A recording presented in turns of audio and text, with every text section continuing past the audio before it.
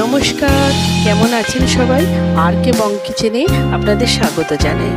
বন্ধুরা, আজকে আমি বরবটি দিয়ে একটি রেসিপি বানাবো। আর এই রেসিপিটা খেতে এতটাই টেস্টি হয় যে ভাত, রুটি, পরোটা সবার সাথে দারুণ লাগে। প্রথমে আমি বরবটি আর আলু দুটোকেই ঠিক এইভাবে লম্বা লম্বা করে কেটে ভালোভাবে ধুয়ে নিয়েছি। গ্যাসে কড়াই বসিয়ে দিয়েছি। এখানে কড়াইয়ের মধ্যে 2 থেকে 3 চামচ সর্ষের তেল দিয়ে দিয়েছি। তেলটা গরম হয়ে গেছে।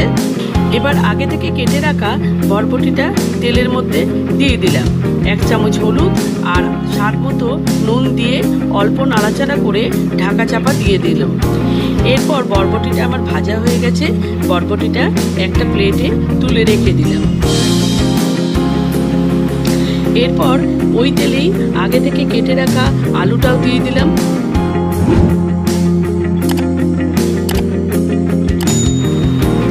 চামচ হলুদ আর স্বাদ মতো নুন দিয়ে কিছুক্ষণ নাড়াচাড়া করে ঢাকা চাপা দিয়ে দিলাম।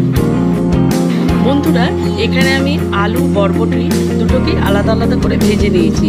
তাতে কি বরবটিটা একটু কাঞ্চি ভাব থাকে। আমার ভিডিও যদি আপনাদের ভালো লাগে তাহলে লাইক, শেয়ার অ্যান্ড সাবস্ক্রাইব করবেন। এবার ওই তেলের মধ্যেই 1 চামচ কালো জিরে আর 1 চামচ জোয়ান দিয়ে দিলাম। এরপর দিয়ে দিলাম কিছুটা পরিমাণ গ্রেট করা রসুন আর কিছুটা পরিমাণ লঙ্কা কুচি, আর দিয়ে দিলাম পেঁয়াজ কোচানো। এখানে আমি একটা মাঝারি সাইজের পেঁয়াজ নিয়েছিলাম। এরপর সামান্য পরিমাণ নুন দেব, যেহেতু আলু আর বরবটি ভাজার সময় আমি নুন দিয়ে ভেজেছিলাম। এরপর অল্প নাড়াচাড়া করে ঢাকা চাপা দিয়ে দিলাম। পেঁয়াজটা একটু ভাজা ভাজা হয়ে গেলে কিছুটা পরিমাণ টমেটো কুচানো দিয়ে দিলাম। এরপর টমেটোটা একটু নরম হয়ে গেলে 1 চামচ লঙ্কা গুঁড়ো দিয়ে দিলাম।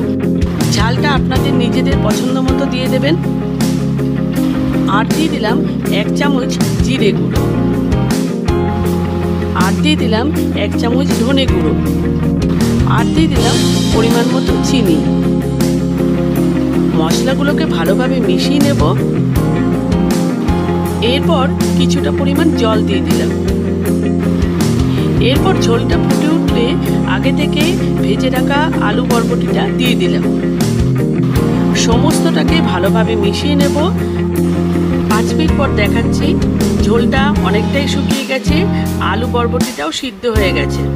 ঠিক এইরকম মাখা মাখাটা হবে। নামানোর আগে কিছুটা পরিমাণ কোচানো ধনেপাতা দিয়ে দিলাম। তাই বন্ধুরা, আমার মতো করে একদিন বরবটির এই রেসিপিটা বাড়িতে বানাবেন। তাহলে আজকে ভিডিওটা শেষ করছি। পরবর্তী আরেকটা ভিডিওতে দেখা হবে।